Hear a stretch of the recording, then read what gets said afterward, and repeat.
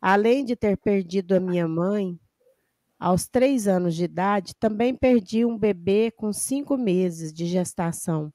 Após esta perda, acabei me separando por traição do meu ex-marido. E foi uma fase muito difícil. Confesso que não estou totalmente resignada. Acho que adormeci um pouco essa dor, mas jamais esqueci.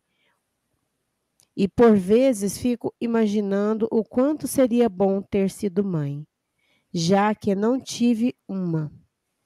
Não tive problemas para engravidar, mas da separação, teve outro relacionamento onde o companheiro não queria ter filhos. Hoje estou casada há 8 anos com um ex-namorado de 23 anos atrás, mas não temos filho. Não tivemos tempo para isso.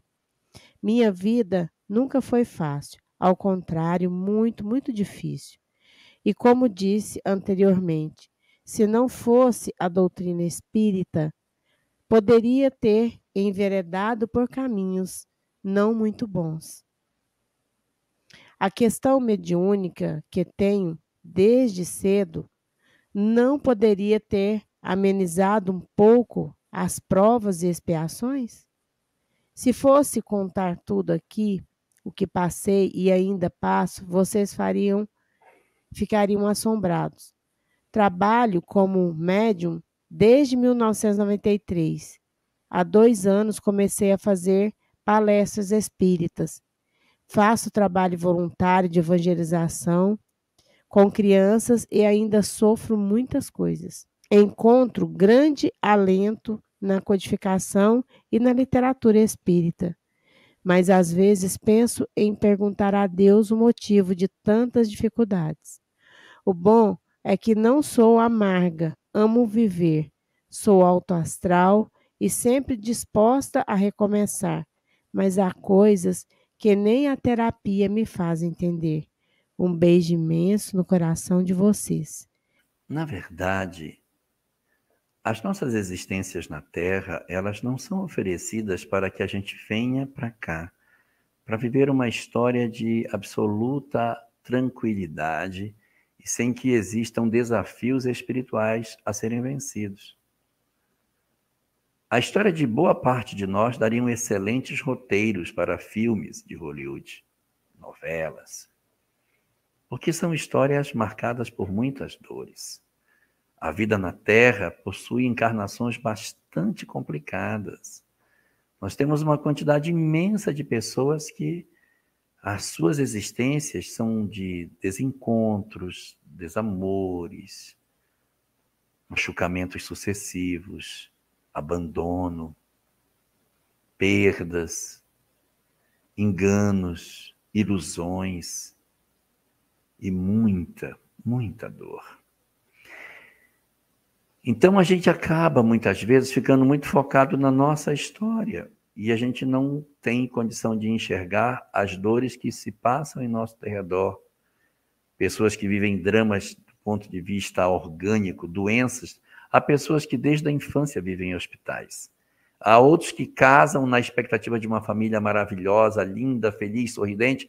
Aí o filho nasce com algum tipo de doença. O casal passa a viver dentro do hospital em função do filho.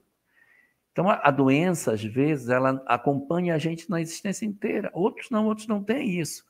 Outros, o drama está na área afetiva. Eu queria tanto encontrar um amor que dividisse comigo a existência. Não encontro. Outros encontram, são saudáveis, encontram, mas têm filhos extremamente difíceis. E outros têm condição tranquila corporal, têm o amor da sua vida, não têm dramas com a família, vive de maneira satisfatória, mas vive dramas econômicos terríveis, não conseguem vencer. Então, essas circunstâncias, elas acabam se mesclando na vida. E se a gente for olhar, você não vai encontrar pessoas na Terra que escaparam dessas 4 questões, ou o corpo, ou o amor, ou a família, ou a questão econômica. Então, a gente vive abraços com esse conjunto de dores. Isso é muito comum. Portanto, não pense que só você vive essa circunstância. Eu poderia relembrar que Deus, para o seu caso em particular, lhe deu esse conjunto de dores, esse conjunto de, posso assim dizer, doenças do espírito, mas colocou do lado da doença o remédio, o espiritismo. O que seria das nossas vidas, da sua, da minha e dos outros que nos ouvem, se nós não tivéssemos o lenitivo do espiritismo para entender as nossas dores?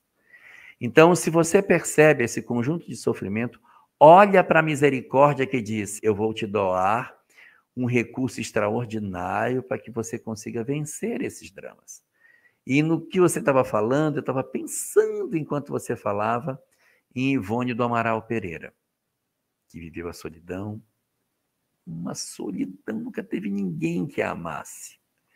Uma família difícil, nossa, uma família complicada, ela tinha uma dificuldade de relacionamento com os pais. Tinha uma dificuldade econômica absurda, era costureira. A gente às vezes pensa que Dona Ivone viveu conforme. Não viveu.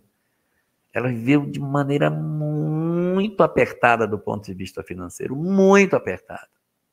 Então ela era uma costureira, solitária, não teve marido, não teve nenhum amor na vida, não teve filhos. Viveu reclusa nas suas próprias histórias. Mediunidade escancarada para que ela não cometesse os equívocos do passado. Mas se eu fosse olhar pelo ângulo estreito material, diria que ela era profundamente infeliz, porque ela não teve nada que muitos de nós sonhamos ter. Mas, em contrapartida, recebeu o maior de todos os tesouros que a vida poderia lhe dar, quando ofereceu a ela a possibilidade do conhecimento espiritual que libertou a sua vida da possibilidade de cometer os equívocos do passado. Então é assim, nós estamos cheios de dores, e quando a gente vem de uma história de suicídio, aí é que a vida é mais pesada, que é para forçar em nós a resistência aos impulsos e seguir para frente, como é o caso de Ivone. Ela reencarna com uma série de fragilidades, calçada pela doutrina espírita para que ela não tropeçasse nos mesmos dramas do passado. Então, às vezes, as nossas histórias do ontem é que justificam o volume de dores. E quando a gente hoje está se saindo bem, parabéns! Estamos conseguindo avançar e garantir um futuro feliz nas nossas próximas existências.